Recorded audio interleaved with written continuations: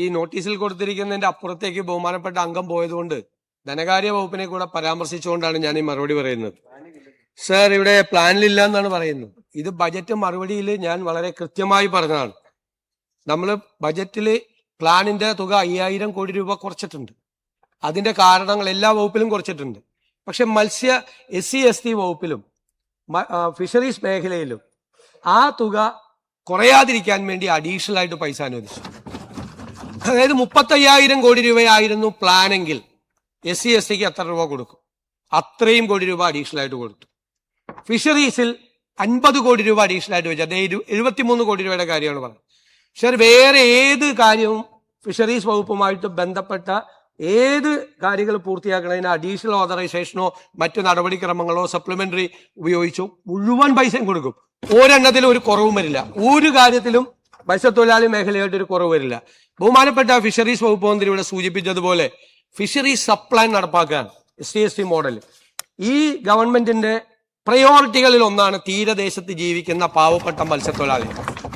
കാരണം ഇവിടെ ബഹുമാനപ്പെട്ട അംഗം തന്നെ ചൂണ്ടിക്കാട്ടിയതുപോലെ കാലാവസ്ഥാ വ്യതിയാനം, മത്സ്യലഭ്യതയുടെ കുറവ്, തീരദേശത്തെ പ്രശ്നങ്ങൾ, തീരദേശത്തെ ഇടിവ്, ഇതൊക്കെ പരിഹരിക്കപ്പെടണം. പക്ഷേ ബഹുമാനപ്പെട്ട അംഗം ഒരു കാര്യം 2016 മുതൽ 5000 കോടി രൂപയുടെ ഒരു തീരദേശ പാക്കേജ് പ്രഖ്യാപിച്ചു. നാമമാത്രമായ തുകയാണ് ചെലവാക്കിയത്. ഓക്കിക്ക് ശേഷം പ്രഖ്യാപിച്ച 2000 കോടി രൂപയുടെ പാക്കേജ് ഇതുവരെ നടപ്പാക്കിയിട്ടില്ല. ഒരു കാര്യം നടപ്പാക്കിയിട്ടില്ല. ഞാനത് അതിന് മണ്ണെണ്ണയുടെ കാര്യം പറഞ്ഞു. ഞാൻ തന്നെ ഈ നിയമസഭയിൽ ഒരുപാട് കാര്യം, കാരണം 40 രൂപ മണ്ണെണ്ണയ്ക്ക് വിലയുള്ളപ്പോഴാണ് ഉമ്മൻചാണ്ടി സർക്കാർ 25 രൂപ സബ്സിഡി കൊടുത്തത്. പിന്നീട് അത് 120 രൂപ 130 രൂപയായി. അപ്പോഴും 10 കൊല്ലക്കാലം ആ 25 രൂപ തന്നെയായിരുന്നു ആ മണ്ണെണ്ണയുടെ സബ്സിഡി. 1 രൂപ കൂട്ടി കൊടുത്തില്ല. പിന്നെ പോണ പോക്കിൽ ഒരുപാട് കാര്യം ചെയ്തതുപോലെ ഇന്നലെ പറഞ്ഞതുപോലെ അവസാനം ആ 50 രൂപ ആക്കിയെന്ന് പറഞ്ഞു. നമ്മളത് 75 രൂപ ആദ്യം ഞങ്ങളുടെ ഭരണം തുടങ്ങുമ്പോഴാണ് ഞങ്ങൾ 75 രൂപ മണ്ണെണ്ണയ്ക്ക് ആക്കുന്നത്. മാത്രമല്ല അവരുടെ മത്സ്യബന്ധന യാനങ്ങൾ അത് മറ്റു തരത്തിൽ അത് കൺവേർട്ട് ചെയ്യുന്നതിന് വേണ്ടിയിട്ടുള്ള സഹായത്തിന് വേണ്ടി ഞങ്ങൾ ഓയിൽ കമ്പനികൾ ഉൾപ്പെടെയുള്ള ആളുകളുമായി മത്സ്യത്തൊഴിലാളികൾക്ക് വേണ്ടിയിട്ട് പ്രത്യേകമായ ചർച്ച നടത്തുന്നുണ്ട്. ഇവിടെ പറഞ്ഞ ഒരു കാര്യം കൂടി പറയാണ്, ഉമ്മൻചാണ്ടി സർക്കാർ കൊടുത്തതിനേക്കാൾ 2020-21 ആയപ്പോൾ കൂട്ടിയെന്ന്. എന്താ കാര്യം?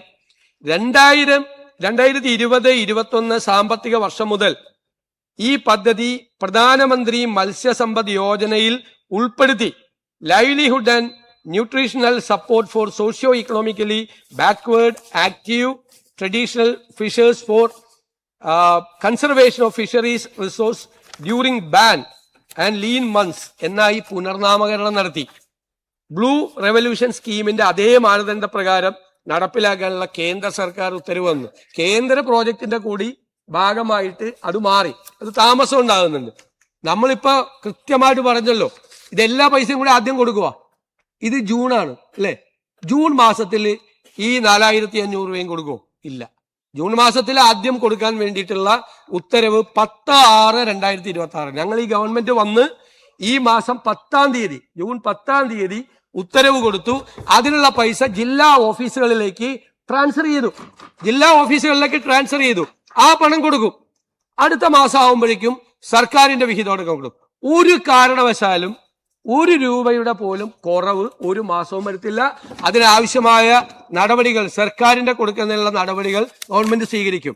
ഇവിടെ കൊടുക്കാതിരുന്നു എന്നുള്ള ഈ നോട്ടീസിലെ പരാമർശം തെറ്റാണ്. കൊടുക്കാതിരുന്നിട്ടില്ല. ആദ്യത്തെ ഗഡു അവരുടെ കോൺട്രിബ്യൂഷന്റെ പൈസ കിടക്കാണ്, ബാങ്കിൽ കിടക്കാണ്, ട്രഷറി അഡ്ജസ്റ്റ്മെന്റ്സ് ആണ്, അവരുടെ പൈസ കിടക്കാണ്. ഇപ്പോഴേ എടുത്ത് ട്രഷറിയിലേക്ക് സംസ്ഥാന വിഹിതം കൊടുക്കേണ്ട ആവശ്യമുണ്ടോ? കൊടുക്കുവോ? ഏതെങ്കിലും ധനകാര്യമന്ത്രിമാർ കൊടുക്കുവോ? അടുത്ത മാസം കൊടുക്കേണ്ട പൈസ ഈ മാസം ട്രാൻസ്ഫർ ചെയ്യോ? എന്തായി പറയുന്നത്? അടുത്ത മാസം കൊടുക്കേണ്ട പൈസ കൊടുക്കേണ്ട തലേ ദിവസം ട്രഷറി അത് ട്രാൻസ്ഫർ ചെയ്യും. ആ ജില്ലാ ഓഫീസുകളിലേക്ക് സ്റ്റേറ്റ് ഗവൺമെന്റിന്റെ വിഹിതം ട്രാൻസ്ഫർ ചെയ്യും. ഇനി കേന്ദ്ര ഗവൺമെന്റിന്റെ വിഹിതം വരാൻ വൈകിയാൽ നമ്മളത് അഡ്ജസ്റ്റ് ചെയ്ത് അത് വരുന്നത് വരെ സ്റ്റേറ്റ് ഗവൺമെന്റ് ആ പൈസ കൊടുക്കും. ഒരു കുറവും ഒരു മത്സ്യത്തൊഴിലാളിക്കും ഈ സ്കീമിൽ 1 രൂപയുടെ വരുത്തൂല. ഇപ്പൊ ഒരു അന്തരീക്ഷം ഇപ്പൊ ഇവിടെ ഇല്ല. ഒരു ടെൻഷനും ഈ കാശ് ട്രാൻസ്ഫർ ചെയ്ത് കഴിഞ്ഞു. ആദ്യ മാസത്തെ ജില്ലാ ഓഫീസുകളിൽ ആ പൈസ എത്തി അതിന്റെ വിതരണം ആരംഭിക്കുകയാണ്.